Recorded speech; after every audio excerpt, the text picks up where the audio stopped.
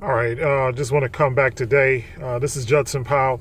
I want to talk to you about reparations and my feelings on reparations because the whole reparations issue is getting big right now. And I got some things that I know a lot of people don't agree with. Most of y'all, I understand you want your check and all this kind of stuff, but there's some things that we have to discuss. First of all, the whole reparations issue is going to be extremely expensive to the entire country. And you have to realize that we also live in this country. Now, we just going to take the money and run, that's a different story. But if we're going to take the money and then we still have to make the economy survive, that might be kind of difficult economic wise. And here's why. I don't know if you guys remember back when George H.W. Bush took office, the baby Bush, when he took office, we had something that was called the economic stimulus. And it was because there was a lot of money, surplus of money that was left over from the prior administration. And so we decided that, well, they decided that they were going to give everybody this economic stimulus check. And everybody was waiting for the economic stimulus check. Oh, everybody got a check. Okay, but what we don't realize is that those checks were the stimulus to the recession depression.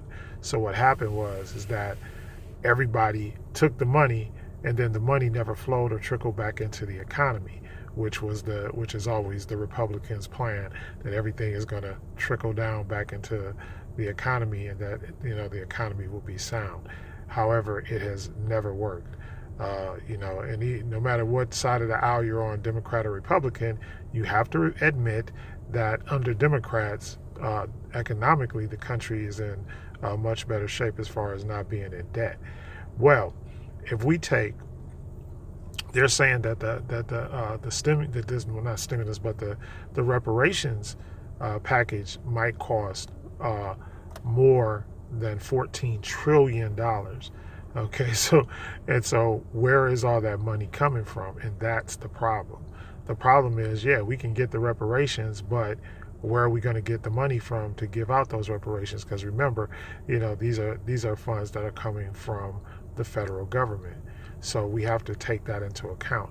And the other thing we have to take into account is where are we going to live and how are we going to live after the reparations checks have been passed out.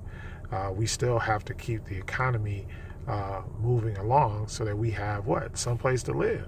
I mean, we have to be, and remember when the economic stimulus checks went out and then the depression slash recession that occurred, and who got hurt the most by it? It was people at the bottom of the rung, poor people, black people, brown people, people that that didn't have a lot of money. Because what happened? The banks called in loans. They even changed, during that time, they changed a lot of the policies. You can't write credit card debt and that kind of stuff off on bankruptcy anymore. You can't. That one time they had no doc mortgages. Now you can't get a no doc mortgage. A lot of these people had those mortgages and the banks foreclosed on them.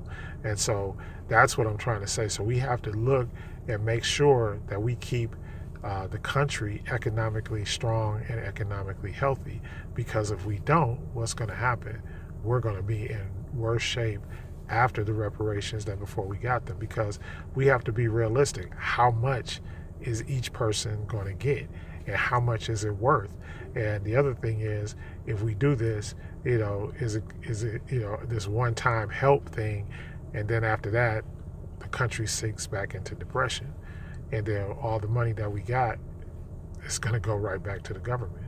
So we have to take all of these things into account. The other thing that we have to take into account, which I don't think everybody really is thinking about, is the fact that we need to have programs, and which is my thing. I think that we should have programs that put an end to the things that have developed in systemic racism.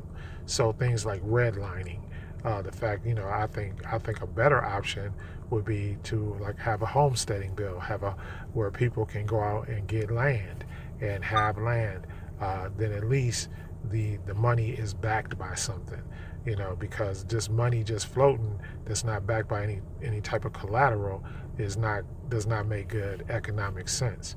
You have to have something to back the money. So without having land or some type of property or something backing up this money, then all it is what? Money just going out into the public, and it may or it may not trickle back into the economy. Because some people are going to take it and they're going to what? They're going to hide it. Or some people are going to take it and you'll never see it again. Or some people are going to take it and they're going to spend it frivolously.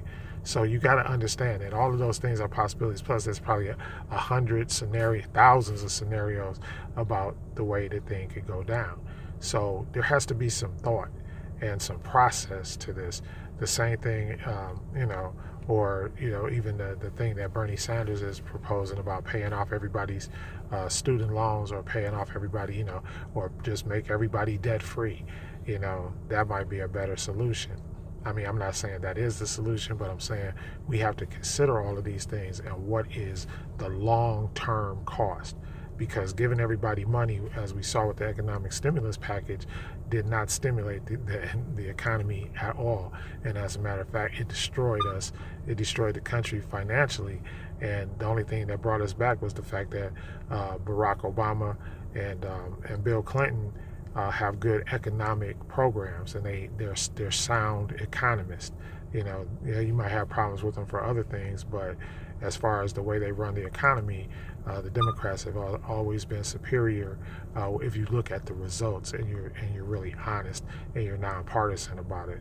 The only thing and right now we also see that all of the money during Trump's administration has been trickled back to the rich through his tax bill. So the rich are getting all the money back.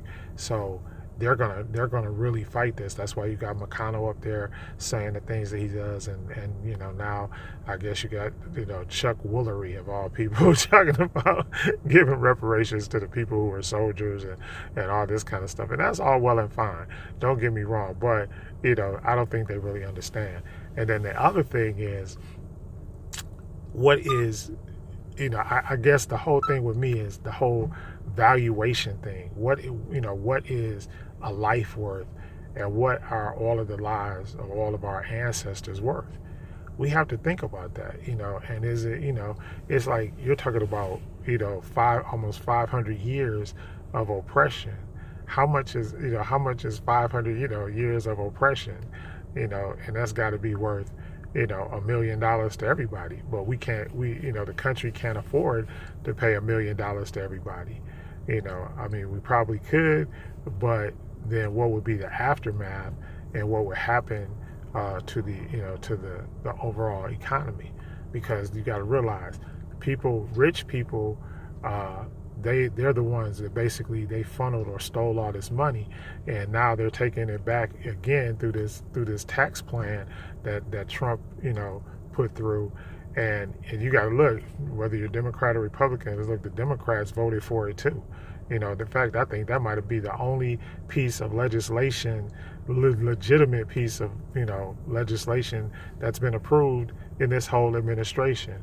Everything else has been executive orders, or we're going to force you to do this, or they figure out a way, and then most of that stuff ends up in court and ends up costing the country more money anyway, because it wasn't done in a bipartisan way, or through the ways that that laws are traditionally made in this country. So we have to look at these things and be like, okay, yeah, we want the money, right, but we also got to have somewhere to live after we get the money. And we also have to be sound economically, because like I said, when the economic stimulus package went through, what happened? It created a recession, whatever you want to call it. I mean, at one point, gas prices were like $4. Everything was through the roof. Some people still got $4 gas prices. But what I'm saying is, everything was through the roof, and then people started calling in their loans. And who's the people who are loaning the money? The rich people.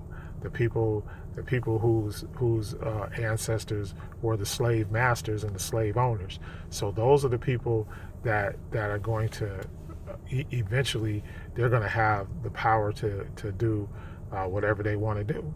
I mean, and that's the bottom line. Because if they hold your mortgage and they decide they want to foreclose on your mortgage, they can do it. So or if if you get behind on this and that, and once the government and the Federal Reserve starts feeling pressure, then what's going to happen? Interest rates are going to rise.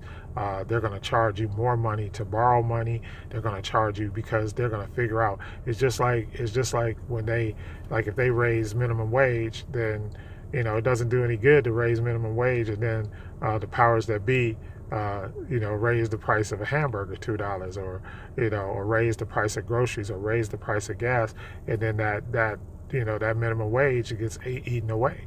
So even if they give you money and they do things to make you pay more money to live in order to live in this society, then the money that they gave you, is really non-effective and non-existent. So that's why, in my opinion, we need some kind of programs that curb the things, just like when people have been wrongly incarcerated, because mass incarceration, they need to do things.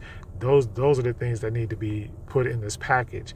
It's like, okay, everybody that spent time in jail off of frivolous drug offenses, just like all the people now, let all the people that got marijuana charges out. Y'all legalize marijuana. Y'all making billions of dollars now off of marijuana, selling it legally, and you're making tax money. So that money should be money that goes back to those people that that did things in their life. The second thing is, everybody that can prove that they had a patent or anything like that stolen away from them, like somebody in their family or whatever, that should be recompensed. That should be compensated. There is no reason why if your ancestors invented something or were responsible for the invention of something, because we know that's what happened.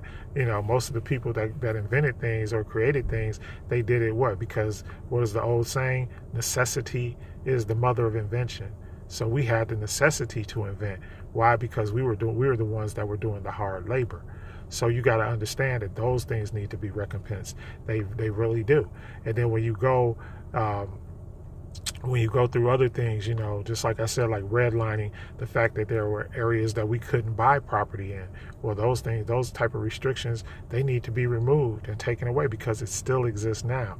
Or money to help regentrify neighborhoods or areas, or things, even the inequities in the welfare system where families were broken up, even after slavery, families were broken up.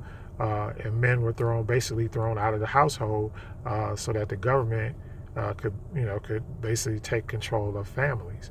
All of those things are things that systemically have existed and have affected the economy on a consistent basis for years.